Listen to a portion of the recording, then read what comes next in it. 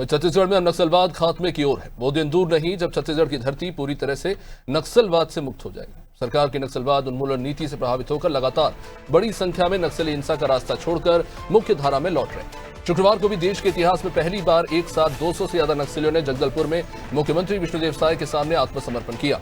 अब इस अभूतपूर्व घटना को सरकार ने नक्सल उन्मूलन की दिशा में एक निर्णायक कदम बताया। पुलिस लाइन परिसर में आयोजित इस कार्यक्रम में नक्सलियों के लिए रेड कारपेट बिछाया गया, साथ ही भारतीय संविधान की किताब और एक गुलाब भेंट कर इनका स्वागत किया गया। सरेंडर कार्यक्रम स्थल पर नक्सलियों को 3 बसों के जरिए लाया गया था, जिनमें महिला नक्सलियों की संख्या पुरुषों से अधिक पाई गई। आत्मसमर्पण करने वाले नक्सलियों में दंडकारण्य स्पेशल जोन कमेटी के सदस्य, डिविजनल और एरिया कमेटी के शीर्ष माओवादी, महिला नक्सली और अन्य सक्रिय कैडर्स शामिल हैं। इनका नेतृत्व सेंट्रल कमेटी मेंबर सतीश उर्फ रूपेश ने किया, जिस पर 1 करोड़ रुपए का इनाम भी घोषित था। दरअसल सरकार की आत्मसमर्पण नीति और लगातार दबाव के कारण नक्सली संगठन कमजोर पड़ते जा रहे हैं। माओवादी संगठन के महत्वपूर्ण लोग जिन्होंने इस पूरे ही क्षेत्र में माओवादी संगठन को खड़ा किया, सशस्त्र आंदोलन सरकार के विरुद्ध करते रहे। परंतु बहुत सुखद दिन है आज, बहुत बड़ा दिन है आज, बहुत ही महत्वपूर्ण दिन है आज कि आज बस्तर लाल आतंक की से मुक्ति की दिशा में बहुत बड़ा एक कदम बढ़ा चुका है।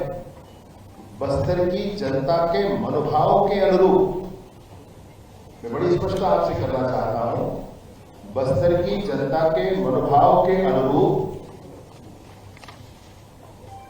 हमारे यहां बस्तर में माओवादी संगठन के लोगों ने पुनर्वास करने का निर्णय लिया। पुनर्वास से नया जीवन, इस बात के लिए आगे बढ़े। चलिए, कुलभूषण हमारे साथ इस वक्त जुड़ चुके हैं सीधा राजधानी रायपुर से।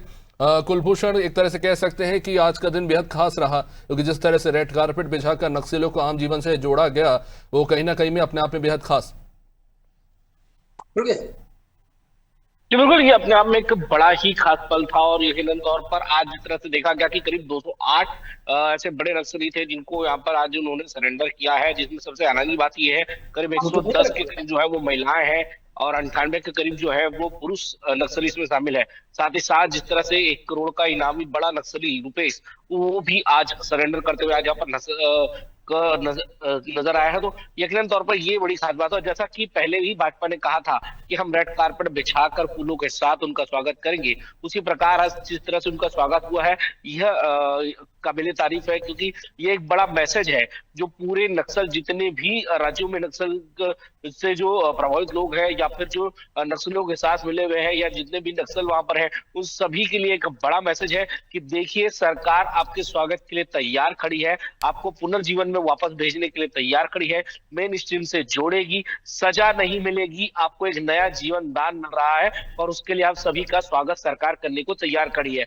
तो वो अपनी लाइन से जुड़े। यकीनन तौर पर ये जो एक बड़ा मैसेज गया है, हो सकता है कि जो बड़ा लक्ष्य है 2026 31 मार्च का, वह इस मैसेज के थ्रू, इस आज के सरेंडर के थ्रू ये एक बड़ा होगा और आने वाले समय में हमें और भी बड़े सरेंडर जो है वो देखने को मिलेंगे। अब तक के आंकड़े देखिए बड़े साफ है कि 2000 से ज्यादा लोग जो है अब तक सरेंडर कर चुके हैं। 1700 से ज्यादा लोग जो है वो अब तक गिरफ्तार किए जा चुके हैं और वही करीब 600 से ज्यादा लोग जो है वो मारे जा चुके हैं।